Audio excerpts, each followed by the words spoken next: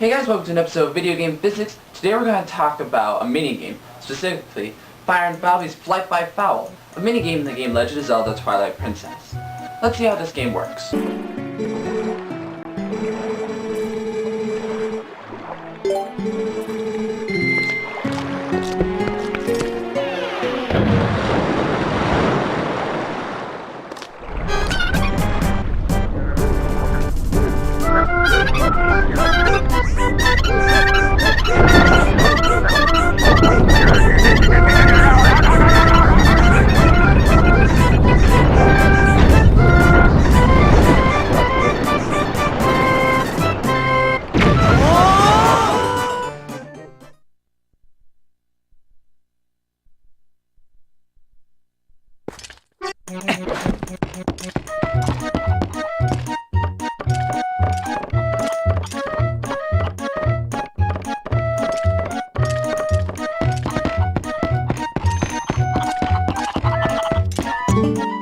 Hi!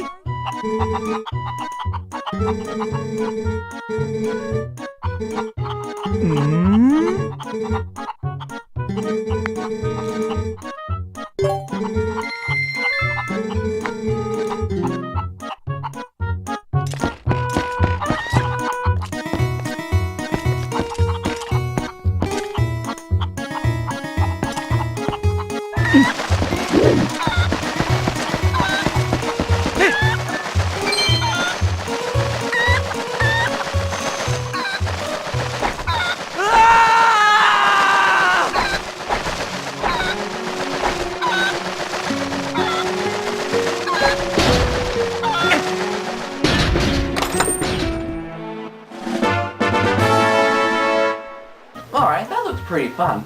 Although, something kind of strikes me, it looks really dangerous. I mean, I don't think this is a game that we could give to anyone that does not apply to video game physics. You know, being invincible, pretty much. So, what would it take for health and safety to approve of this game? What can we do to make them like it? Okay, let's first look at cannons. There are a few ways that people are fired out of cannons. It's a very delicate business. The first one is by spring.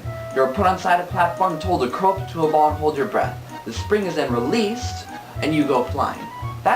It's easier to do since you can, just tighten it and then untie it and tighten it and untie it, but it puts wear and tear on the spring and it's most likely very jarring considering how it moves. Alright, the other way is an air cannon.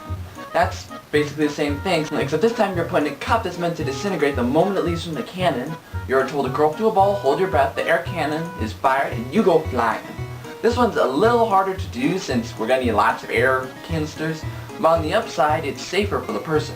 Alright, now that we get that settled, let's talk about the flight. Okay, to do this we're going to need to talk about potential and kinetic energy.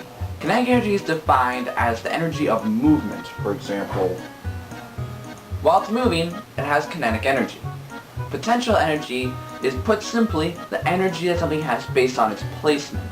There are many kinds of potential energy. There's elastic, for example, like when you're pulling on a spring and the energy wants to come back, that's elastic. Or chemical energy, which is like gunpowder, for example. It can't explode yet, but if you apply fire to it, it'll massively explode. That's chemical potential energy. We're going to talk about gravitational energy, which is energy based on placement on the Earth. To explain it better, find an object and throw it up in the air. You notice anything kind of cool? Alright, when I throw it up, it has kinetic energy. But the kinetic energy runs out because it's fighting the gravitational field. That kinetic energy is then turned into potential energy, which is in the gravitational field. At its arc, it has no kinetic energy and pure potential. But, because of the potential energy, it starts to come back down, which then converts it back to kinetic energy. It's really kind of confusing when you try to say it out loud, but it applies everywhere. I mean, you use it all the time. Whenever you jump, whenever you do anything. Whenever anything moves, you use kinetic and potential energy. The cool thing that you'll notice is that 3 inches from the arc, let's say this is the arc, it's the same speed going up as it is coming down. Cool? That's because it's coming up, the speed up here, same time coming back down. What does this also mean? This also means the same energy as if I drop it, just from the top. Because remember, when it's at its arc, there's no kinetic energy, which is the same as me just holding it.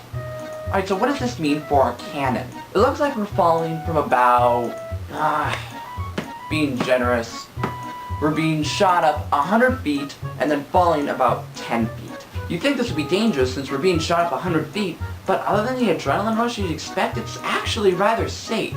However, 10 feet is still a kind of painful fall, so you probably should pad that air. I mean, it kind of looks like wood right now. Doesn't look too safe. But other than that, the flight should be completely safe. I hope. Because since we're only falling from that 10 feet, we only feel the drop from that 10 feet. Alright, let's see, what else? Oh, ladder. You're not allowed to have ladder. You must have a winding staircase with a handrail. Health and safety is very, very specific on things like that. It makes sense when you think about it, but it's just like, well, if anyone has a true problem going up and down a ladder, I don't think they should be in this minigame in the first place. Alright, next, let's talk about chickens. Chickens have a problem sustaining their own weight. They vary, depending on the chicken, between weight, but it would be nice to just say 10 pounds. They have problems holding up their own weight in midair. We can't expect them to carry us. And we can't use loft wings since those probably have some sort of EPA problem that says we can't use them. Alright, so let's think. A bird that's known for carrying things. Eagles. The bald eagle is a North American eagle that holds a world record for recorded heaviest thing picked up and then carried. A 15-pound mule deer fawn. But on average they carry about half their weight, which is about 6 to 7 pounds. The golden eagle, on the other hand, is all along the northern hemisphere, and they regularly carry about 10 pounds or so. Alright, being nice and saying Link weighs about, sword and armor included, 150 pounds. We'd either need 10 world champion bald eagles, 15 normal gold eagles, or about 22 normal bald eagles.